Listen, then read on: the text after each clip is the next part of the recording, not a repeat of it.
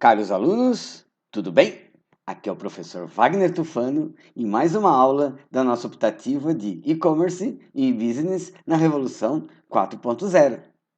Nesta aula, a gente vai falar um pouquinho sobre estratégia digital. É a nossa 11ª aula. Senhores, senhoras, acreditem se quiser, estamos em nossa 11ª aula e a gente vai falar um pouquinho sobre esses assuntos tão importantes para quem deseja conduzir o seu negócio digital. Desta forma, eu gostaria de começar a aula, antes de tudo, dando os meus bom dia, boa tarde ou boa noite. Então vamos lá, gente. Eu gostaria de começar aqui fazendo uma indagação.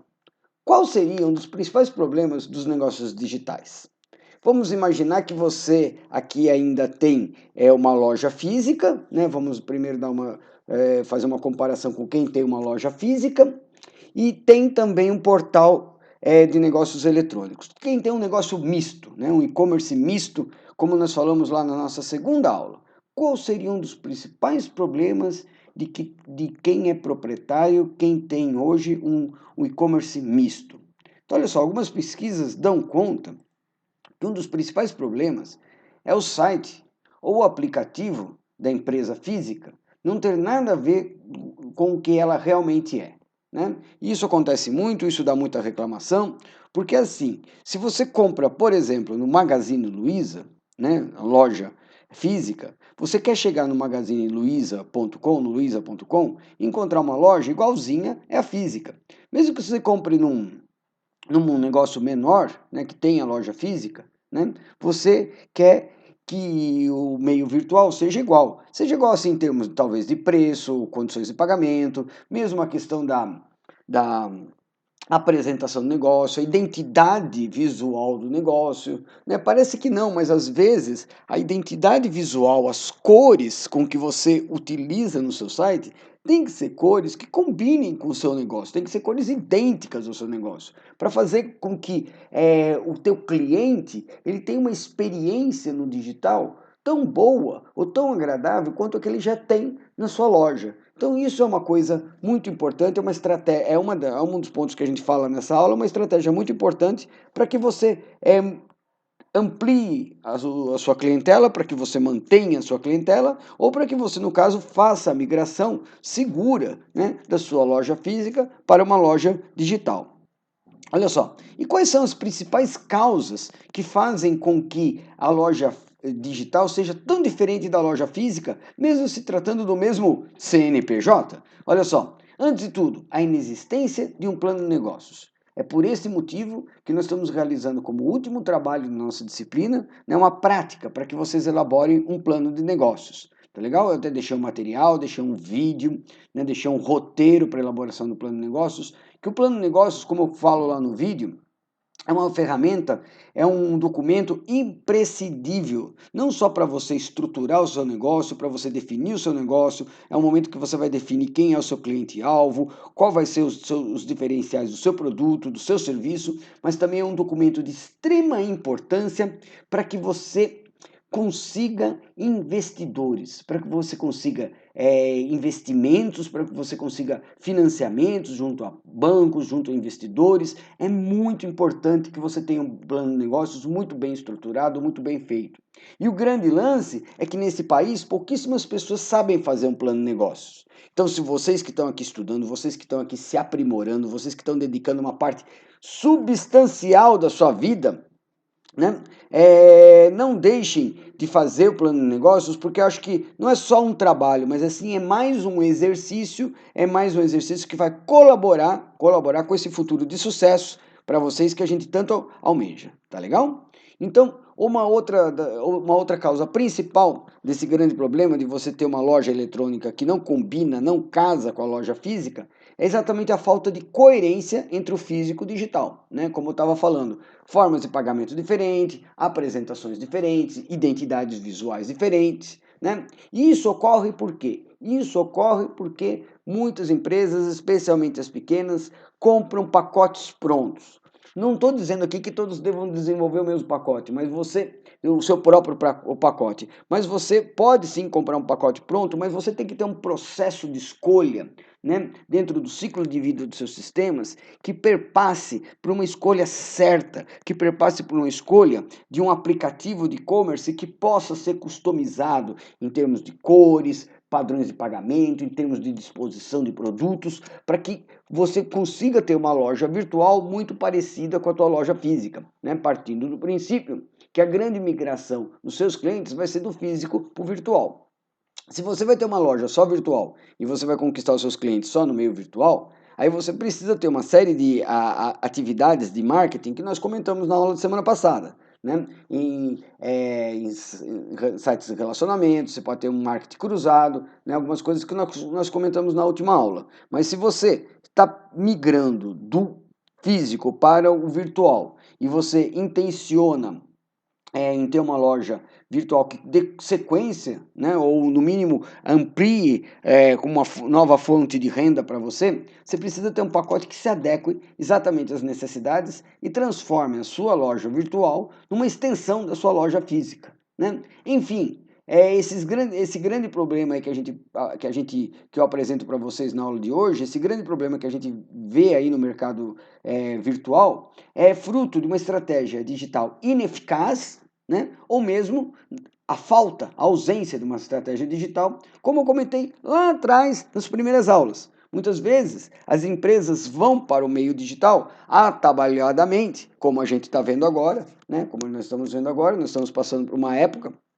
e vocês estão vendo muito bem que muitas empresas se acomodaram, muitos negócios pequenos se acomodaram nas suas lojas físicas, não deram a devida importância para o meio digital, né? E agora, no meio da pandemia, onde todo mundo está sendo obrigado a ficar de portas fechadas, estão quebrando.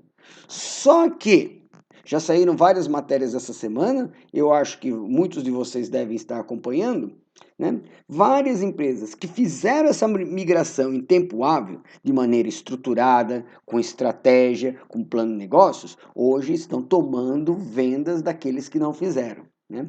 Hoje já tem empresa aí que não está dando conta das vendas que está fazendo. E aí vem, mais uma vez, o gargalo na entrega. Né? O gargalo na entrega volta a ser um dos grandes problemas nos dias de hoje, porque as empresas começam a tomar, as empresas virtuais, as lojas virtuais, o comércio virtual começa a tomar venda do comércio físico, né? E não encontra meios para distribuir, meios de logística para entregar os seus produtos. Então a gente volta a ter um outro grande problema aí do e-commerce, né? Um problema que é um problema recorrente, né?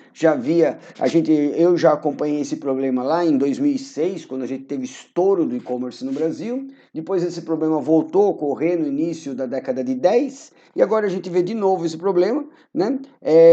Exatamente porque pequenas empresas não estavam estruturadas para vender tanto, né? E não tinham uma logística preparada para isso, tá legal? Então aqui de quebra, né? Mais um problema que esse aqui é novo, esse aqui é recente, esse aqui é o que está acontecendo essa semana aqui no e-commerce, né? Então, frente a todos esses problemas que eu estou apresentando para vocês, qual seria um dos maiores desafios do administrador? Qual seria um dos maiores desafios do administrador?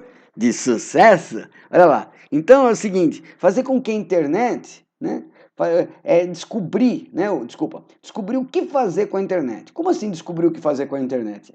A internet já está aí, né, já é popular desde 1996. Antes de vocês nascerem, a internet já havia se popularizado. Mas o que acontece? Lógico, nas camadas mais abastadas, né, classe A, B da sociedade, né, hoje a gente vê que a internet já está presente em quase todas as classes, né, a gente vê a grande briga da educação nessa pandemia, que lógico, as classes D e E, por exemplo, não têm ainda acesso à internet, como que as crianças vão poder estudar? Mas até hoje a gente não sabe direito o que fazer com a internet. Esse é um grande fato. Né? A internet, ela todo ano, a tecnologia, vamos falar assim, todo ano nos traz novidades, nos traz novos recursos, né? E frente à Revolução 4.0, nós já falamos várias vezes aqui na disciplina de inteligência artificial, Big Data, nós já falamos aqui do data mining, da mineração de dados, nós já falamos da automação de atendimento, né? Falamos do Google, do Plex na última aula, falamos da virtualização, né, das reuniões virtuais, né, da realidade virtual, desculpa. Nós falamos também um pouquinho de impressora 3D, né, com o qual você vai poder entregar o produto na casa do cliente, né? Então, sempre estão surgindo sempre estão surgindo novidades. E o administrador, ele ainda não sabe direito como atuar com essas novidades, como atuar, né, fazer com que essas novidades sejam ferramentas de apoio a ele, né? Sejam ferramentas que tragam a ele vantagens competitivas. Então, por isso que vocês vão precisar estudar durante todas as suas vidas. Vocês não só vão precisar estudar, como vocês também vão precisar ser inovadores, criativos durante todas as suas vidas. Ferramentas para isso é o que não falta, né? O que falta às vezes é conhecimento, exploração, né? Você ir atrás, você conhecer, porque não existe ninguém que seja inovador ou criativo que não conheça sobre o assunto, que não explore, que não estude o assunto. Então a gente precisa, antes de tudo isso, a gente precisa de muito estudo, muita perseverança, né? Descobrir essas ferramentas, né? Estar up to date para saber o que fazer com a internet. Tá legal? Porque, né, a gente está aprendendo o tempo todo, né? Você está aprendendo o tempo todo. E todo esse processo que eu estou falando para vocês de inovação, criatividade, né? Ele só existe a partir do conhecimento. Tá legal, gente? E conhecimento, como eu estou dizendo aqui, gera conhecimento. Né? E com eles, novas oportunidades. Tá legal? Então, esses acho que são os maiores desafios aí do administrador na atual conjuntura da Revolução 4.0, tá? E então, eu só gostaria de comentar alguns assuntos aqui para vocês. Eu tenho certeza que talvez a grande maioria já saiba, né? A grande maioria já domina isso aqui, mas é muito importante que a gente passe por isso, até para deixar documentado aqui na nossa disciplina, que nós estudamos isso, que nós exploramos isso aí também. Quais seriam os requisitos básicos aí de um portal de e-commerce para sua empresa, ou mesmo um aplicativo onde que você vai vender no smartphone e no celular, tá legal? Então, ó, alguns itens aqui, alguns inclusive já comentados aqui no curso. Primeira coisa, usabilidade, né? Eu acho que a coisa mais importante é usabilidade. Gente, quando a internet surgiu, a internet não era assim tão interativa como que é hoje. A internet era só um meio de distribuição de informações. Você navegava nas páginas clicando e você só clicava, você não interagia com as páginas, né? Hoje a interação é muito grande, é muito maior. Só que essa interação precisa ser usual, essa interação precisa ser prática, rápida, acessível. É bem verdade que as novas gerações, vocês, né, já nasceram com toda essa lógica, já nasceram utilizando todo esse ferramental, então vocês tiram de letra a usabilidade de qualquer software.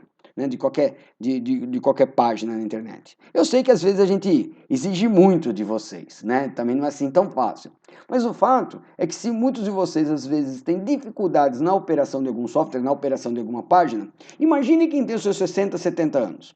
Vai ter muito mais dificuldade. Né? Então, para que as pessoas comprem automaticamente de vocês, para que ninguém precise ensinar ninguém a comprar, o site de vocês tem que ter usabilidade, precisa ser fácil. O site ou o aplicativo, desculpa, precisa ser fácil, né?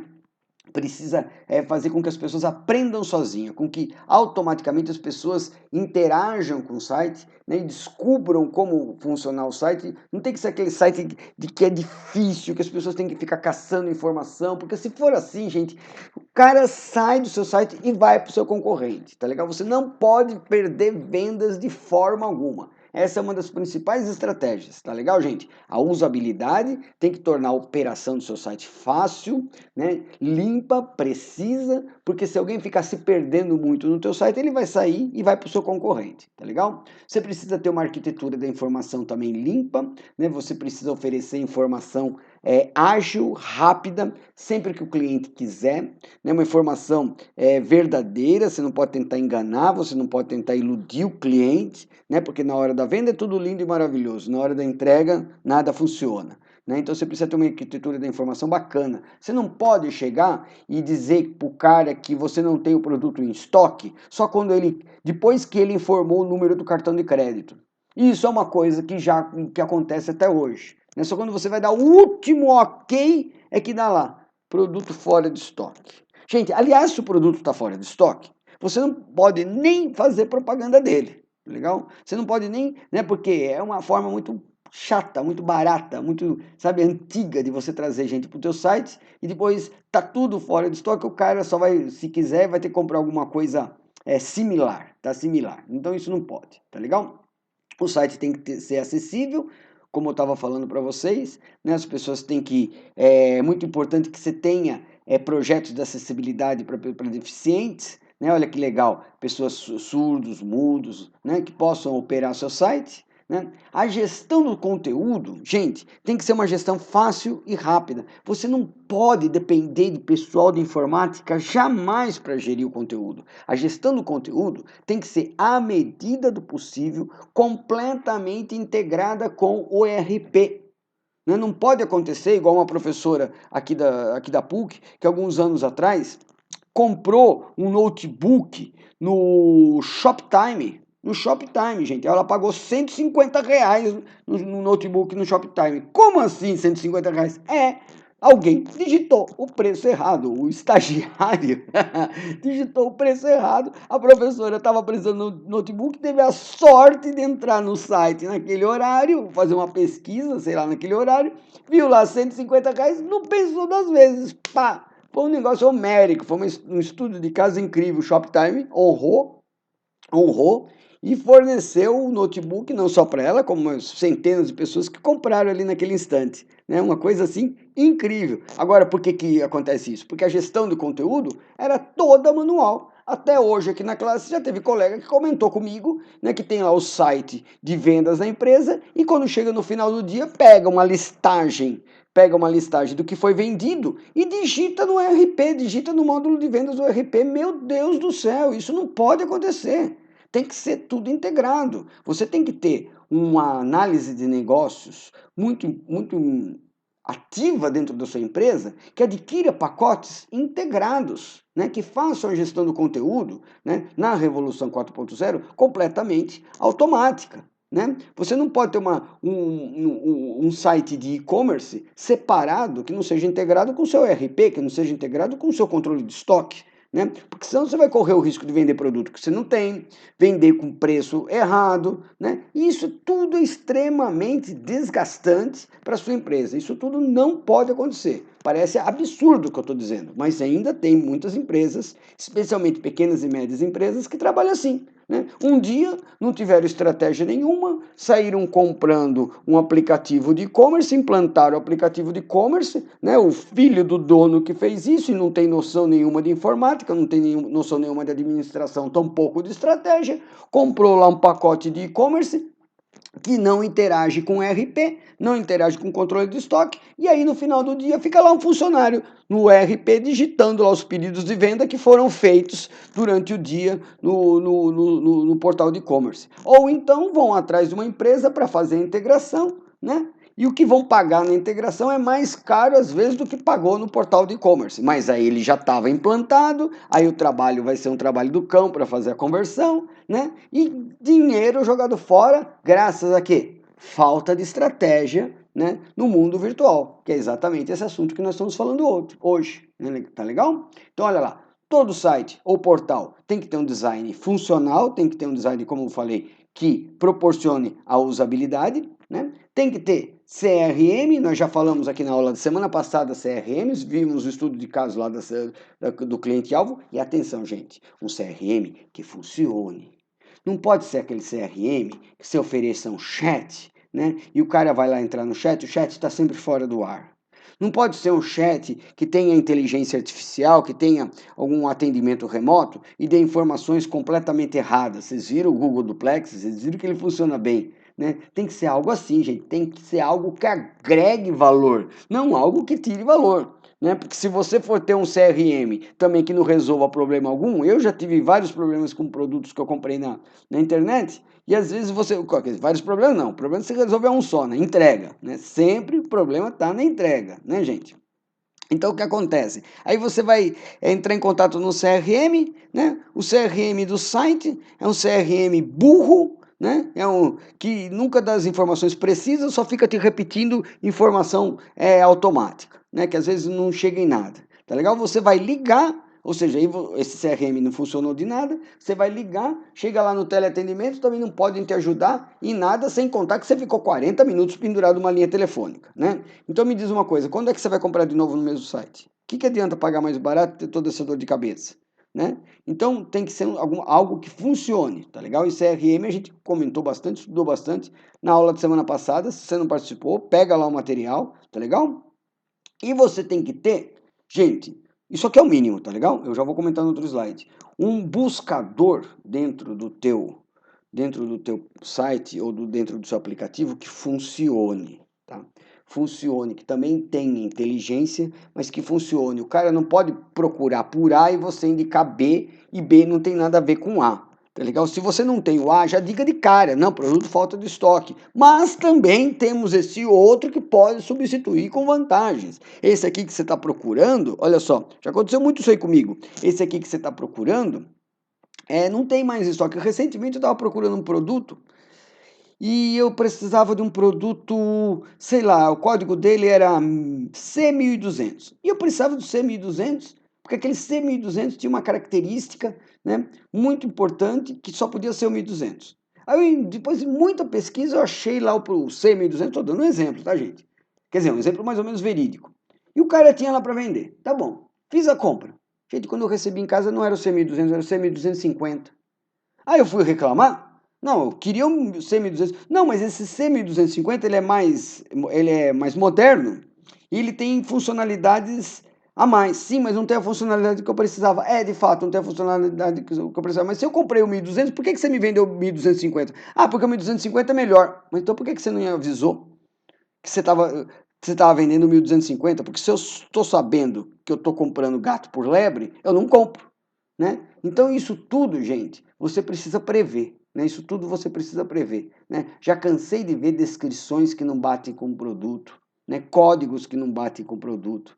Então, gente, não pode acontecer isso, sabe? Não pode acontecer isso, porque quando você perde uma venda, quando você perde um cliente, você não está perdendo só um cliente, você está perdendo, né, a possibilidade de vários clientes. Um cliente satisfeito, ele vai fazer propaganda para outros 5, tá legal? Então, e hoje em dia, perder cliente no e-commerce é uma coisa muito traumática, porque o cara entra na sua loja com a mesma facilidade que sai, e entra no seu concorrente, e nunca mais sai do seu concorrente enquanto ele também não pise na bola, né? Então a gente tem que tomar muito cuidado com esse tipo de coisa, tá legal? Então, como eu estava comentando, todos os requisitos é o mínimo necessário, é obrigatório para que o seu portal ou aplicativo sejam apresentáveis, mas ainda não são diferenciais, também como eu comentei na semana passada, tá? Então, olha só, qual que é a importância, né, nesse aspecto, qual que é a importância de um portal, né, um aplicativo para sua empresa? Então, olha lá, nos dias de hoje, eles são aí a interface com o cliente. Porque, vejam só, o cliente não vai mais na tua loja física, ele só vai na tua loja virtual. Tua loja física está fechada. Então, eles são um canal de comunicação tua com o cliente. E hoje em dia são o único canal, né? Talvez ainda o telefone seja um canal aí, mas hoje em dia, a princípio, é o único canal. E a primeira impressão que o cara tem do teu site é que fica.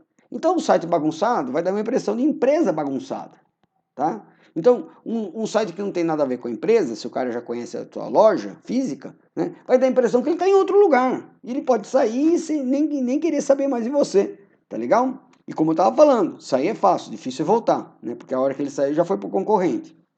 Então, olha lá, credibilidade e confiança, então são coisas difíceis de serem reconquistadas, como eu estou dizendo para você. E a concorrência, olha lá, ela não vai se limitar a outras empresas do setor, mas ela pode ser mundial.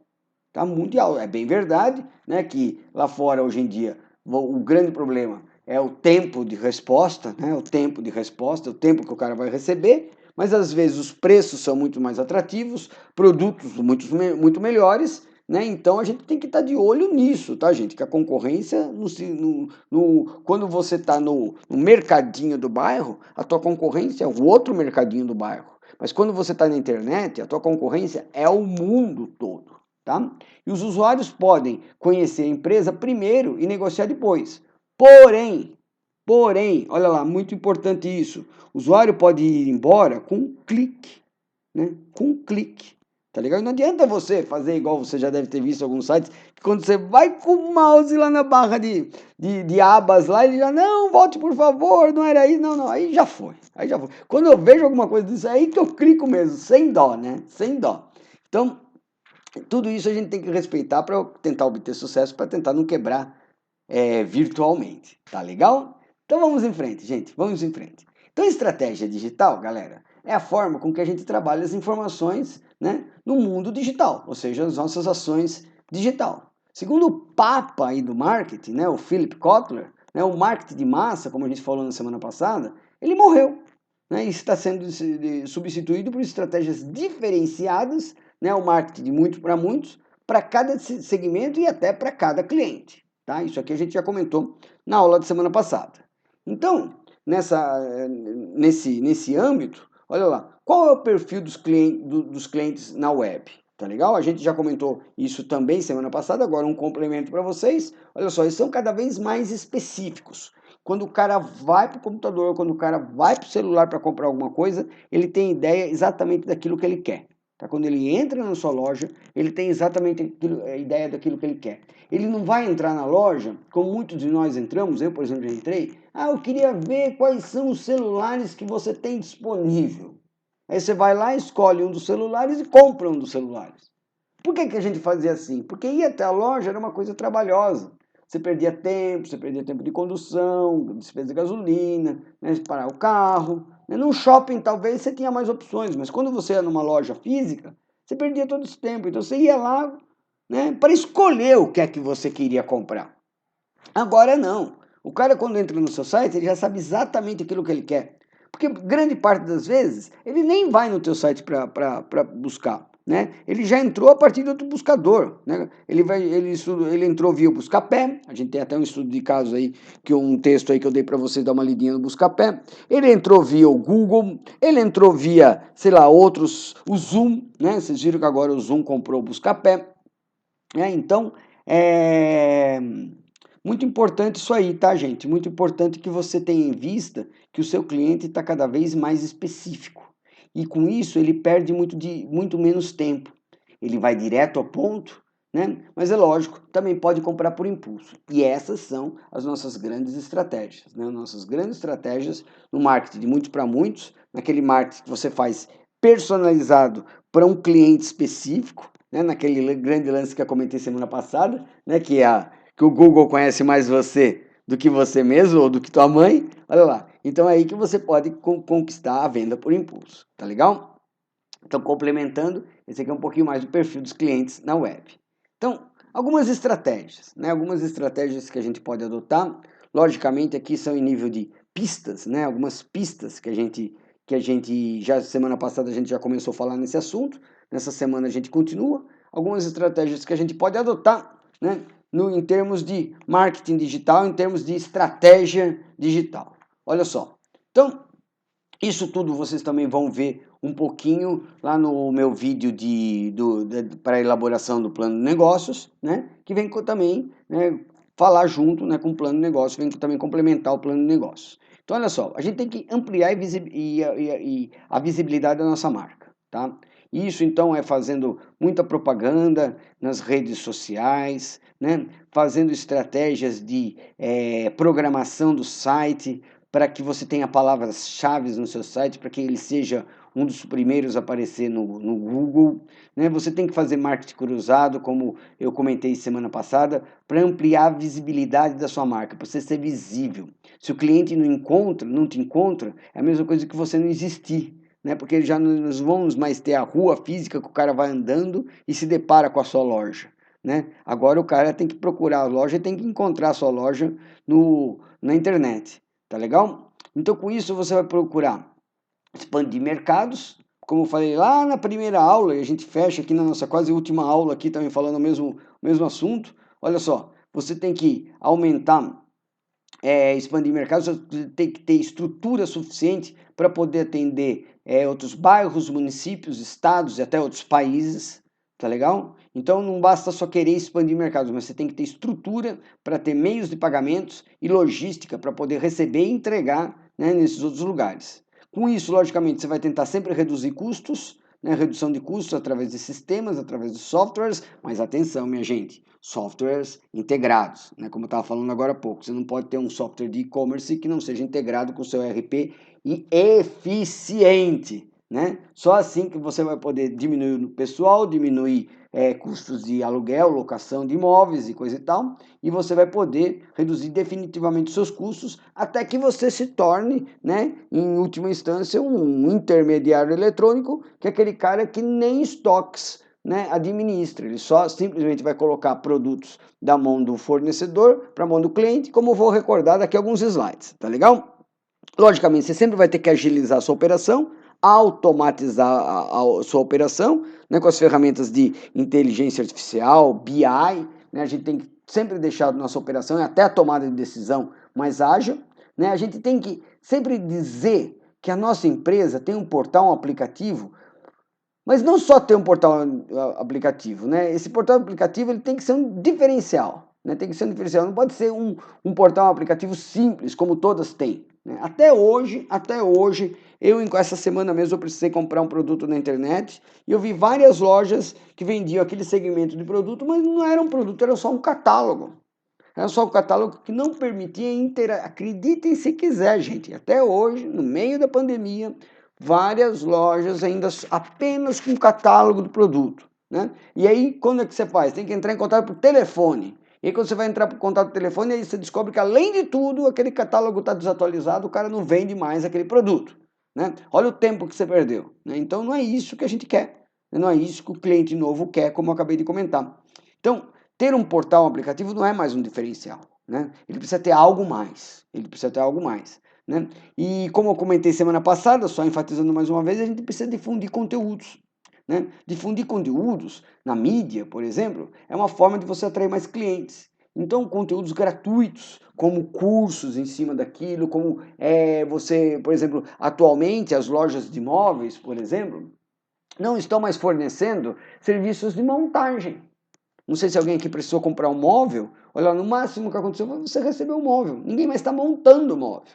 Tá legal? Na pandemia ninguém está montando móvel. Então, que tal se a tua loja de móveis, né, não tivesse cursos de montagem na internet, gratuitos? Poxa vida, né? São diferenciais, são diferenciais. Olha lá, vender produtos e vender produtos só vender produtos e serviços no e-business não é mais, né? Também não é mais um diferencial. A gente tem que ter algo além, né? A gente tem que ter algo além. A gente tem que otimizar a nossa imagem corporativa, melhorar a nossa imagem corporativa, né? Para os clientes ver quem nós somos, que nós no virtual somos iguais a nós no físico, isso se você tiver físico e virtual, né? Caso contrário, você tem que ter uma imagem corporativa boa, né? E a gente vai ter que sempre captar novos clientes, conhecer os clientes para tentar fazer propagandas, né? Via banners ou mesmo via e-mail marketing, necessários para eles, né? Por isso que a gente precisa conhecer muito bem o nosso cliente, a gente precisa ter softwares que trace o perfil do cliente para poder fazer banners como e-mail marketing, desculpa, e-mail marketing necessários, tá legal? Para tentar fidelizar esses clientes ou simplesmente melhorar o atendimento para eles, tá legal? Olha só, antes de tudo, né, isso aqui eu já comentei várias vezes também, a gente tem que saber quem é o nosso público-alvo, definir o público-alvo, eu falo isso também lá no vídeo do planejamento de planos de negócio, a elaboração do plano de negócio, é uma das principais atitudes que devem ser definidas na estratégia digital. Porque a gente vive no mercado, galera, que você tem 86% das vendas nas mãos dos grandes varejistas, nas mãos aí de 4 grandes varejistas. Tá? 86% das vendas do e-commerce estão em B2W, né, estão em CIA Brasileira de Distribuição, né, estão na mão desses caras que compõem essas empresas, né, que como a gente já comentou aqui no curso, Americanas, Ponto Frio, Extra, Casas Bahia, né, Shoptime. Então, esses grandes Carrefour, esses grandes varejistas, eles já têm 86% do mercado. Né? Sobra para nós 14%. Se sobra para nós 14%, como é que a gente faz? Morre de fome? Não. A gente tenta achar um público-alvo específico e oferecer produtos que esse público-alvo necessite, né, produtos ou serviços que esse público-alvo necessite, de uma maneira personalizada que o grande varejista não faz ainda. Tá legal? Então, você quer conhecer o seu público-alvo? Não adivinhe, faça-o falar, né? E transforme cada clique de mouse dele, né, no seu site, em uma informação. Tá legal? Então, como a gente comentou semana passada, toda pesquisa de mercado na internet, ela é automática. Ela é automática. Então, a gente tem que ter software, mais uma vez, software, né, que torne de inteligência, que faça estratégia, que faça estatística, né, que transforme todos os cliques de mouse em informação e, por sua vez, essa informação pode nos dar um conhecimento necessário, né, para, por exemplo, mudar o mix de produtos que a gente oferece, né, fazer uma oferta casada de produtos para tentar, assim, tipo, desencalhar algum estoque que a gente tenha, né, melhorar preço de produtos, né, ainda com base para valer o nosso custo, tá legal? Então, tudo isso daí tem que ser automático, né? Então, para isso ser automático, a gente tem que ter estratégias de conhecer o nosso público-alvo, tá legal? Mais uma vez, CRM, tá? Muito importante a gestão do relacionamento no e-commerce, tá legal? E ela tem que ser a gestão do relacionamento no e-commerce, ela tem que ser redimensionada com rapidez, né? E então, a partir, como eu estava falando no outro slide, a partir dos inputs, né, do tempo real do seu público, em tempo real do seu público-alvo, né, você tem que redimensionar a sua gestão do relacionamento com o cliente. Você tem que saber quem é esse cara e tentar tratar esse cara com a maior transparência do mundo, tá? Fornecendo então respostas mais rápidas, e isso vai exigir o quê? Vai exigir uma estrutura de decisões também mais ágeis, né? E automáticas também, como a gente viu no Google Duplex na aula da semana passada. Então, isso eu já venho repetindo para vocês há várias semanas. Né? A empresa digital, a grande diferença da empresa digital para a empresa física, né? Uma das grandes diferenças é que na empresa digital você tem que ter uma tomada de decisão muito mais ágil e eficaz do que na empresa física. E para que isso ocorra, não basta só você ter um portal de e-commerce, não basta só você ter um site, mas você tem que ter muito software de inteligência artificial e de BI, Business Intelligence, que te proporcione informações mais próximas do conhecimento para que você possa ter realmente tomar decisão mais ágil.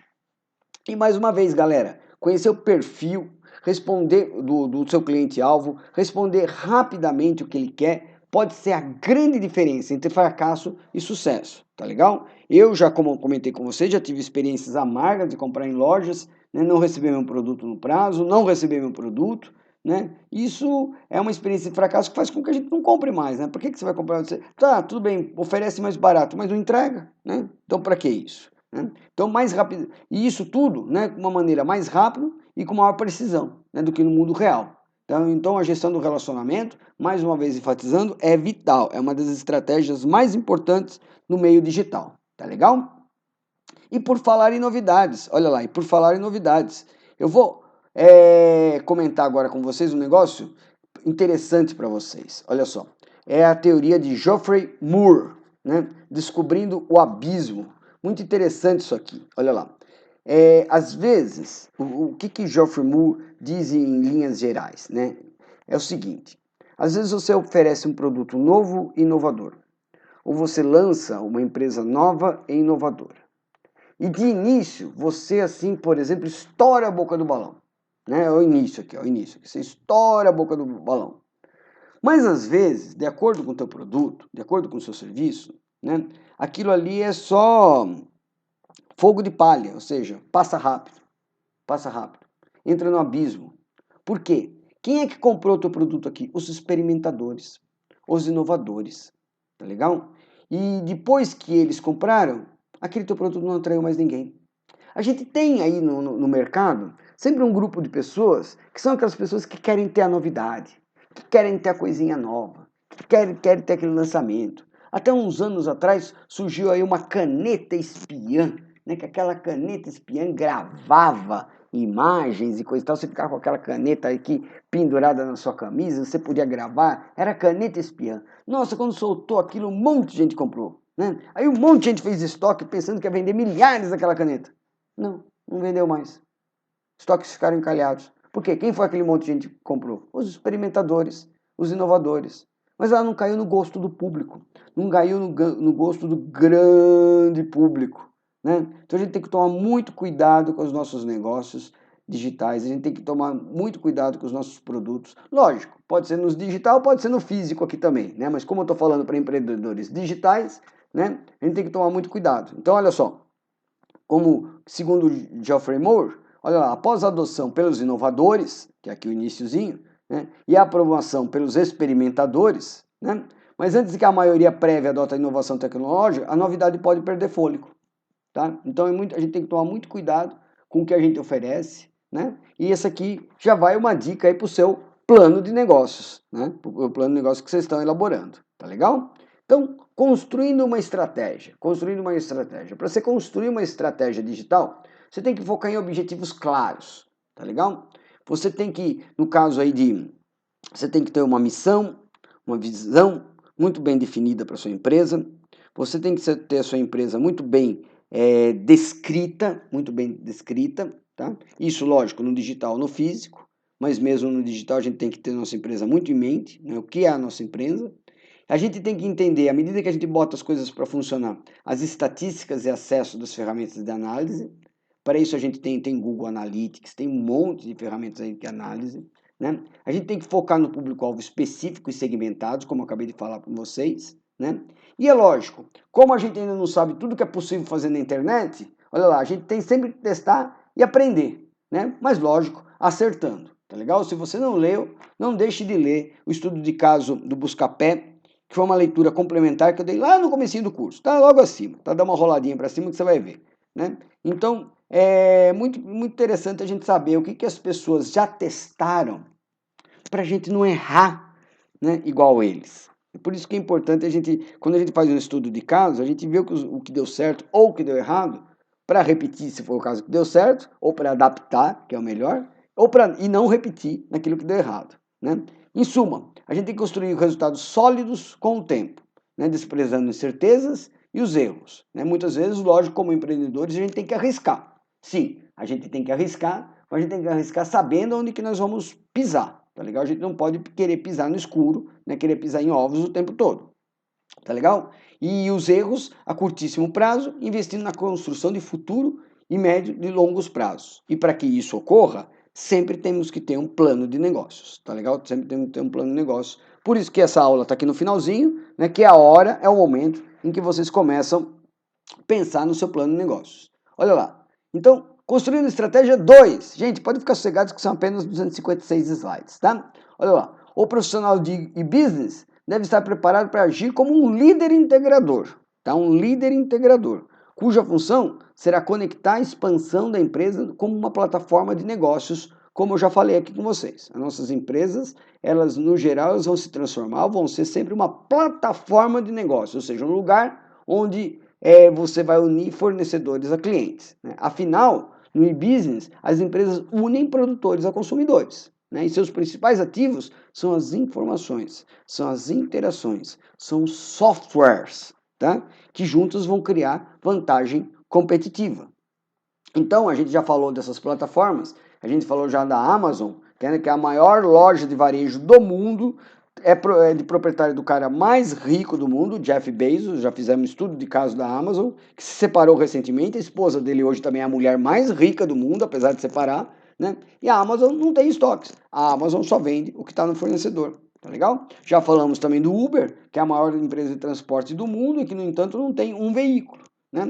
O Airbnb, a maior empresa de hospitalidade do mundo, que não tem um quarto, né? O Netflix, que hoje começou, quer dizer, já há alguns anos, desculpa, começou a desenvolver conteúdo próprio.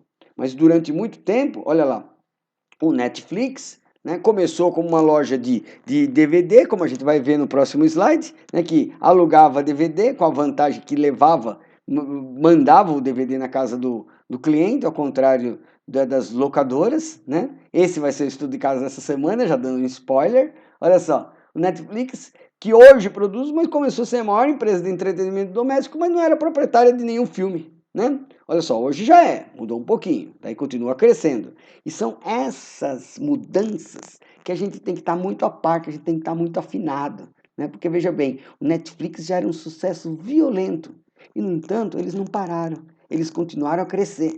Naquele velho ditado, time que está ganhando, a gente continua fazendo crescer, a gente continua mudando sim, a gente continua mudando para crescer cada vez mais, né? Tem a Tesla Motors, que é uma empresa de carro, hoje em dia carros elétricos, que nunca foi, né? Assim como hoje, grande empresa de fotografia digital são as empresas de telefonia, né? Aquelas empresas que produziam máquinas fotográficas fecharam todas. A gente já viu lá atrás o primeiro vídeo que eu passei para vocês da Kodak, né? É bem verdade que veio a Sony, né? Na época da máquina digital. A Sony nunca teve tradição em máquina digital, em máquina fotográfica, naquela foto de filme.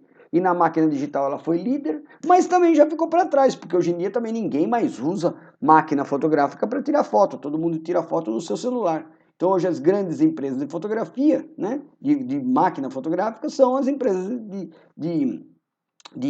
telecomunicações, são empresas que fabricam celulares que não tinham tradição nenhuma nisso. E a Tesla é uma delas. Olha lá, no caso dos carros. A Tesla também fabricava componentes eletrônicos, né? E hoje ela é uma grande fabricante de carros que vem concorrer com fabricantes tradicionais, fabricantes que estão aí há mais de 100 anos. Imagina, uma empresa de eletrônicos, que fazia componentes eletrônicos, de repente ela começa a competir com uma Ford que está produzindo carros há mais de 100 anos. Imagina o pessoal da Ford vendo isso, né? E na mídia, né, o Google, né, que é campeão em tudo, né, no que se fala de tecnologia, mídia digital, procura, YouTube e assim por diante, né, gente? Então, olha, são plataformas de negócio que apenas unem fornecedores a clientes e não tem ativos, né? E não tem ativos. Isso aqui a gente já comentou muito e esse é o nosso grande objetivo, né? Esse é o nosso grande objetivo enquanto estrategistas digitais, enquanto estrategistas na internet. Olha só, e quem foi então o pioneiro nessa estratégia de plataforma de negócios? Olha lá, quem foi? Quem foi? Gente, Steve Jobs. Né? O Steve Jobs, que eu não podia deixar de comentar aqui, aliás, eu falei muito pouco dele no nosso curso, eu não gosto muito do Steve Jobs, quem já teve aula comigo sabe disso. Olha só, mas foi o Steve Jobs e a Apple que entenderam que a empresa do futuro seria baseada em uma plataforma, gente. Essa é a grande estratégia, antes de qualquer organização. O iPhone, olha lá, ele começou a conectar participantes de um duplo mercado, desenvolvedores de aplicativos e usuários, e gerou valor para ambos. Olha, o grande lance do iPhone foi esse. Quando o Steve Jobs desenvolveu esse smartphone, que não era mais um telefone celular, mas era assim um mini computador, né, um microcomputador, olha só, esse smartphone, ele tinha muito mais funções, aliás, a coisa que a gente menos usa hoje, o smartphone, é para receber e fazer chamada, né? Olha lá, então hoje a gente usa com aplicativos de tudo quanto é coisa, para tudo quanto é coisa a gente tem aplicativos, né? E quando o Steve Jobs foi o primeiro a desenvolver um smartphone, quando ele desenvolveu o seu iPhone, olha lá, ao contrário do que ele já havia feito quando ele desenvolveu o seu Apple, olha lá, quando ele desenvolveu os seus primeiros Macintosh, olha lá, ele não ficou na área de software, né? Ele não ficou na área de software. Então ele desenvolveu uma plataforma em que os desenvolvedores iam lá, né, e colocavam os seus aplicativos e os usuários iam lá e compravam ou baixavam de graça os seus aplicativos, né? E essa é a Apple Store, que olha só, o Steve Jobs ganhou dos dois lados, ele ganhou tanto dos desenvolvedores que davam comissões sobre as vendas, quanto dos usuários que pagavam e ele também ficava uma partezinha disso, né? Sem contar que toda a plataforma de compra e venda de aplicativos, né, era feita onde? No iPhone. Para você usar um Apple, você tinha que ter o Apple Store, você tinha que ter o iPhone, né? Então, com isso, ele impulsionou o quê? A venda do iPhone, sem partir para a área de software. Então, esse cara foi pioneiro também nessa questão da empresa como uma plataforma. Tá legal? Só para vocês terem uma ideia, já há 15 anos, a Apple Store oferecia 1.400.000 aplicativos. E já há 15 anos, ela gerou um total de 25 bilhões de dólares de faturamento para os seus desenvolvedores. Olha que coisa louca, né? E hoje é uma coisa assim tão comum, hoje até deixou de ser tão assim visada, mas foi uma das primeiras plataformas de negócio que surgiram assim, de sucesso, né, no mercado eletrônico. Tá legal? E Netflix, né? E a Netflix. Olha só, gente, esse é o nosso grande caso dessa semana, que eu gostaria de fazer uma introdução aqui na aula. Olha só, essa aqui é uma frase conhecida, né, aí na internet, conhecida aí nos meios da administração. Olha lá, os caras da Blockbuster literalmente riram da nossa cara, né? Quando foi feita a proposta de revolucionar a forma como as pessoas assistissem os filmes em suas casas, né? Isso aí foi uma lembrança do Meat Loaf, né, da Netflix, né, fundador dessa empresa pequenininha na época, 2010, ou seja, 10 anos. Olha lá, que era uma empresa de entrega de DVDs, né, que viria a se tornar a Netflix. Essa corporação mundial, com mais de 100 milhões de usuários, né, e que no mês passado, olha lá, na realidade, desculpa, esse slide é do ano passado, então esse slide no ano passado, superou a Disney como a empresa de mídia mais valiosa do mundo. Olha só. E nesse mesmo ano, no ano 2010, né, que os caras deram risada da cara do Meat Loaf quando ele foi oferecer a empresa dele para ser comprada pelo Blockbuster, olha só, ela entrou com pedido de falência, né? E em 2014 fechou suas últimas 300 lojas próprias nos Estados Unidos. Parece que existe uma lojinha só funcionando assim, só para, né, recordação, né? Mas olha que coisa maluca, né? Coisa maluca. Assim como aconteceu com a Kodak, que inventou a câmera digital e não acreditou no seu invento e vendeu para os japoneses, vendeu para o pessoal da Sony e depois quebrou, né? Ou teve que correr atrás para se transformar em digital, mas aí já era tarde. A mesma coisa aconteceu com a Blockbuster. Não acreditou, né, que o grande lance não era continuar alugando, né, fitas de vídeo, né, ou DVDs. Né? O grande lance não era esse. O grande lance era fazer com que digitalizar tudo e fazer com que as pessoas assistissem de casa, né?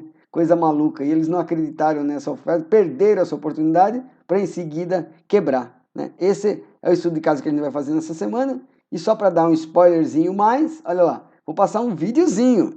Um videozinho. Esse mesmo vídeo eu também deixo disponível lá no Moodle. Então, olha só um minutinho aqui para eu mudar o meu canal. Então, vamos lá, olha lá. Todo mundo aí na sessão pipoca?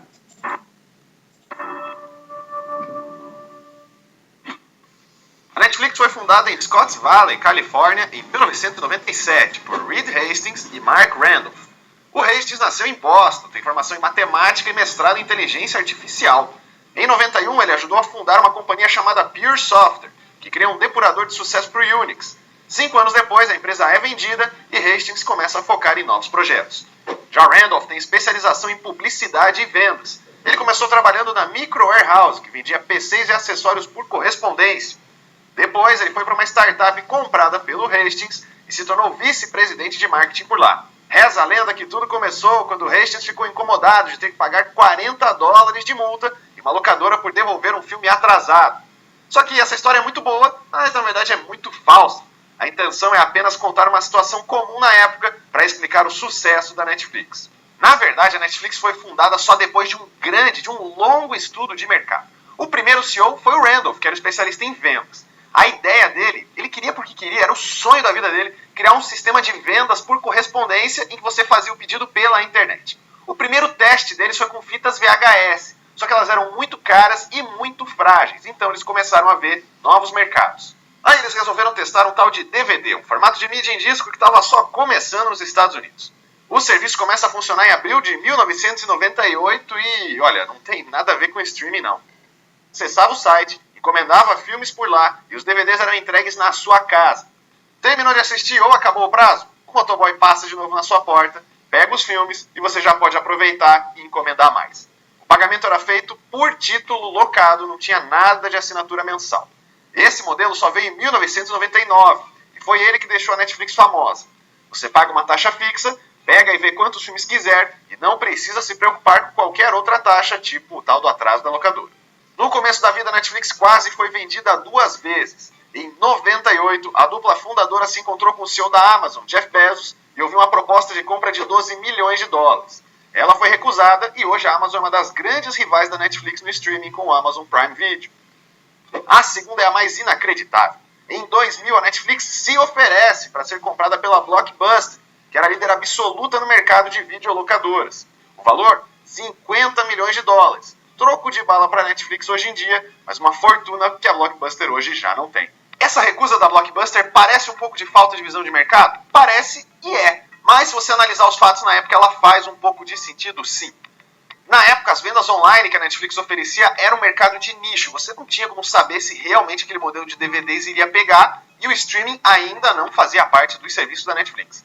Além disso, a empresa não dava tanto lucro assim, então não seria uma compra certa como a gente falaria hoje em dia. Só que, claro, vendo hoje a situação da Netflix e da Blockbuster, a gente sabe quem fez besteira nesse negócio. No mesmo ano, ela muda de logo e adota o formato em fundo vermelho, que a gente conhece até hoje. E vem também uma mudança na cadeira de CEO. Randolph sai em 2002 e deixa o cargo com Hastings. Ele já disse em entrevistas que gostava mais da fase startup da empresa e que o colega é o grande responsável pelo sucesso da plataforma. Hoje, Randolph trabalha com investimentos e na formação de novos empreendedores, além de ter cofundado uma empresa de software de análise de dados.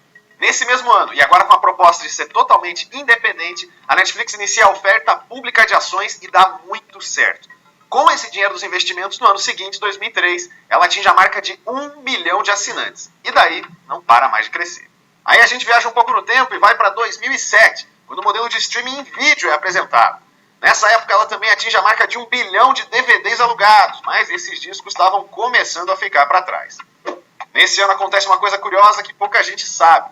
A Netflix anunciou um concurso para premiar com $1 milhão a equipe que desenvolvesse o melhor algoritmo de recomendação de conteúdo. Os vencedores foram cientistas da Bellcore Pragmatic Chaos, uma mistura da AT&T com o laboratório da Áustria. Esse algoritmo melhorava o da Netflix em pouco mais de 10%, mas no fim das contas ele nem sequer foi implementado. É que o concurso durou 2 anos e em 2009 a implementação já seria muito cara em termos de engenharia e o foco em streaming mudava todo o cenário. Mas isso não impediu a Netflix, que entrou na década seguinte a toda velocidade. Em 2010 ela estreia no primeiro país fora dos Estados Unidos, indo para o Canadá. Hoje em dia, para você ter uma ideia, são mais de 190 países com o serviço disponível. Até hoje é difícil conseguir a aprovação do governo da China, enquanto as regiões de Coreia do Norte, Síria e Crimeia sofrem restrições do próprio governo norte-americano. Em 2008, a Netflix sofre o seu primeiro grande susto na parte técnica. O banco de dados sofre aí alguns problemas e a empresa fica 3 dias sem enviar novos DVDs para os seus assinantes. Só que isso até que foi um pouco positivo, porque fez ela se espertar e adotar a computação em nuvem para guardar tudo nos seus servidores. Ela então contrata o Amazon Web Services, olha só, logo a Amazon, que vai virar uma de suas maiores rivais. A migração completa de todos esses dados e processos é tão demorada e tão complexa que começou lá atrás e só terminou agora, em 2016. Na metade de 2011, a Netflix passa por uma mudança radical, que muita gente achou ter sido um erro. Ela se separa de vez do negócio de DVDs e deixa o nome Netflix como algo totalmente online por streaming. Já o serviço de envio de filmes e agora até games pelo correio passava a se chamar Qwikster, com W e K. Só que a divisão também significava que as contas seriam separadas e que os assinantes agora precisariam assinar a Netflix e o Qwikster para ter os serviços que antes eram um só. Em 2011, muita gente não tinha o hábito do streaming e talvez nem mesmo uma boa conexão para isso. E como tudo ainda pode piorar, os preços aumentaram. Essa ideia de separação não durou um mês. Em uma postagem oficial no blog da Netflix, o CEO Reed Hastings pediu desculpas, falou que ia reparar o erro, ia rever toda a estratégia. Mas não deu muito certo não, viu? Porque naquela época centenas de milhares de norte-americanos não gostaram da decisão inicial e cancelaram o serviço de vez. Talvez eles tenham voltado agora, mas na época ficou bem feio para a Netflix. A empresa abandona então o nome separado, mas mantém o serviço de entregas em disco no domínio dvd.com. A primeira série de distribuição exclusiva da Netflix é Lilyhammer, que conta a história de um mafioso isolado em uma pequena cidade da Noruega. Já em 2013, estreia House of Cards, a maior aposta de investimento da empresa até o momento, e o primeiro grande conteúdo original, inclusive em produção. Foram 100 milhões de dólares para 2 temporadas de 13 episódios cada. E nem precisa falar que deu certo, né? Essa foi a primeira série feita por meio online que recebeu indicações nas principais categorias do Emmy, ganhando 6, além de 2 Globos de Ouro. A Netflix também ficou famosa por salvar séries canceladas, dar uma segunda chance. Isso começou com a 4ª temporada de Arrested Development e também valeu para The Killing, 3 é Demais e Gilmore Girls. A última grande novidade até agora é um pedido antigo da comunidade. Depois de anos, no fim de 2016, ela finalmente libera o download de conteúdos para serem vistos offline, primeiro em tablets e smartphones e depois nos PCs. Antes disso, ela mudou o sistema de classificação de 5 estrelas para uma nota em positivo ou negativo. Mas claro que a Netflix já gerou muita polêmica. Para começar, os filmes originais não saem nos cinemas, o que irrita muitas distribuidoras e redes. Essas produções têm sido deixadas de lado em várias premiações tradicionais do cinema e a estreia em Cannes em 2017 foi com vaias. Além disso, a Netflix tem apostado muito, mas muito mais em conteúdo original. Ela tem criado mais séries e filmes feitos pela própria Netflix ou comprado os direitos de produções independentes. Um dos motivos é que o licenciamento de conteúdos de outras produtoras tem ficado cada vez mais difícil. Isso tem aumentado as críticas do público que não gosta tanto de algumas das produções originais e também pela falta de adição de algumas temporadas ou a retirada de séries. Um dos motivos disso, a Netflix criou o mercado de streaming e fez com que empresas tipo HBO e Fox criassem os próprios serviços e, claro, tirassem os conteúdos de lá.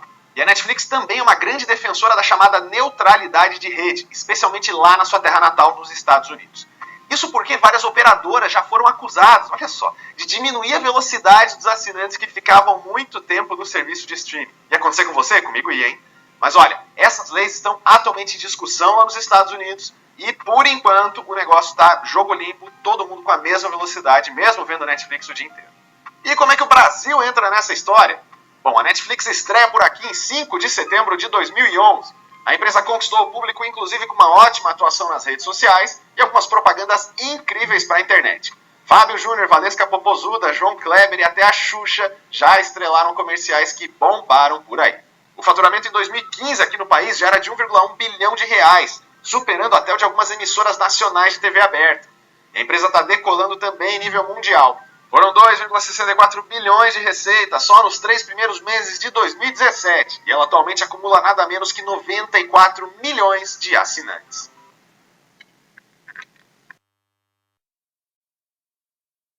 Só, vocês viram que o vídeo assim ele não é tão novo, mas ele conta legal a história da Netflix, né? E conta a história exatamente numa época que talvez a gente não tenha acompanhado, porque como vocês podem ver, a Netflix chegou aqui no Brasil em 2011, o que tem de 2011 para trás a gente não sabe, então acho que esse que é o grande ganho, né? Porque atualmente todo mundo sabe. Atualmente você vê que elas estão apostando cada vez mais na produção própria, na produção de filmes. Ano passado eles concorreram ao Oscar com o filme Roma, foi um dos grandes campeões, que levou vários Oscars. Esse ano concorreram com...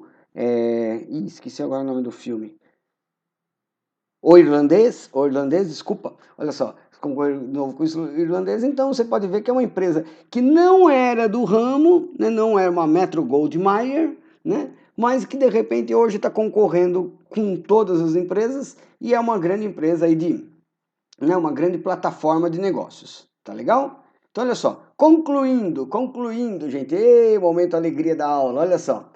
Quando o e-commerce dava os primeiros passos no Brasil, era preciso argumentar muito com as pessoas para tentar provar que a venda pela internet iria se viabilizar. Lógico, até hoje você ainda precisa argumentar com muitos velhinhos sobre isso, né? Tem muitos velhinhos que ainda não acreditam. Mas hoje, o número de pessoas que compram pela internet é maior do que compram no mercado físico, minha gente, né? E isso aí já passou há vários anos. E hoje, no meio dessa pandemia, é a única forma, muitas vezes, de você comprar alguma coisa, né? Mas mesmo assim, muitas pessoas ainda têm receio com a segurança no comércio eletrônico, tá legal? E realmente existem falhas, existem problemas realmente, né? Porém, para as empresas, né? E isso a gente está vendo na prática nos dias de hoje, né? As empresas que não derem a devida importância, né, cometerão suicídio. E hoje está acontecendo exatamente isso. Né? O que a gente já fala há muitos anos aqui no curso, hoje está se concretizando. Né? O site ou aplicativo inútil sugere ao consumidor a existência de uma empresa também fraca, de uma empresa inútil. E o concorrente vai estar sempre à espreita para tentar tomar tomar a venda dela, e isso com a distância de um toque, né? Um clique de mouse, né? Desculpa, um toque na tela, um clique de mouse, né? E assim a gente termina a aula de hoje. Olha lá, espero que vocês tenham gostado. Não deixem de fazer o estudo de caso da Blockbuster versus a Netflix. Um abração a todos, um abração a todas. Até mais! Este foi o professor Wagner Tufano e mais uma aula de e-commerce e business na Revolução 4.0. Abraço!